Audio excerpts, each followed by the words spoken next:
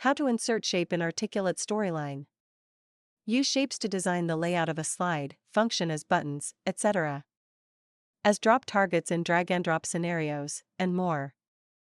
Now let's look at how to insert shape in articulate storyline. In Slide View, go to the Insert tab on the ribbon. Click on Shape. And choose a shape of your preference. Click and drag the shape onto your slide canvas. And you can also create a customized shape as per your requirement by using Freeform Shape. Same go to the Insert tab on the ribbon. Click on Shape.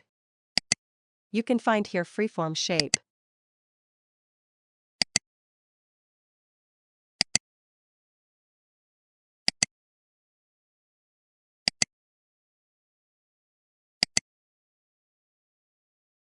Go to the Insert tab on the ribbon. Click on Shape. And choose a shape of your preference. Click and drag the shape onto your slide canvas. You can change the width and height for any object as per your preference by double-clicking on that shape. Then you can change the values height and width fields on top right of Format tab.